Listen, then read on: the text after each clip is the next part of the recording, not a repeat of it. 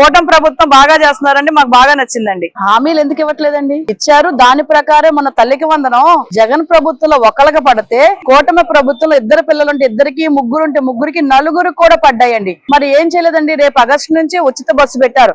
జగన్మోహన్ రెడ్డి లాగా పెన్షన్ 250 పెంచుకుంటే వల్ల ఒకేసారి 1000 రూపాయలు అన్నారు, పెంచారు. ఆల్రెడీ ముందున్న 2 నెలలు కూడా కలిపి ఇచ్చారండి. ఇంకా వీళ్ళు ఏం నెరవేర్చట్లేదండి. అన్నా క్యాంటీన్లు అన్నారు, అన్నా క్యాంటీన్లు పెట్టారు. రైతు భరోసా నెక్స్ట్ మంత్ నుంచి అన్నారు, అది వస్తుంది. అన్ని చేసుకుంటే వెళ్తున్నారు కదండి వీళ్ళు కూడాను. ఏం చేయలేదు, గ్యాస్ బండ్లు ఇస్తున్నారు. మా ఇంట్లో ఆడవాళ్ళకి గ్యాస్ అన్నది ఒక భారం లేకుండా సంవత్సరానికి 3 బండలు చెప్పిన గ్యాస్ వచ్చింది. మాకు ఆల్రెడీ 2 గ్యాస్ బండ్లు డబ్బులు పడ్డాయి. పిల్లల స్కూల్ ఫీజులకి వచ్చేసరికి టయానికి చక్క స్కూల్స్ తెరిసే టయానికి పిల్లలకి ఆదుకున్నారు. గ్యాస్ వస్తుంది, ఇది వస్తుంది. మా ఇంట్లో పెద్దవాళ్ళు ఉంటే పెన్షన్ వస్తుంది మాకు టయానికి. ఆఖరికి 1వ తారీఖు ఆదివారం వస్తే గవర్నమెంట్ 31వ తారీఖు ఇబ్బంది పడకూడదని 31వ తారీఖు వేస్తుందండి పెన్షన్. అలా ఏ ప్రభుత్వం చేసిందండి ముందు రోజు తెచ్చి ఇవ్వడం?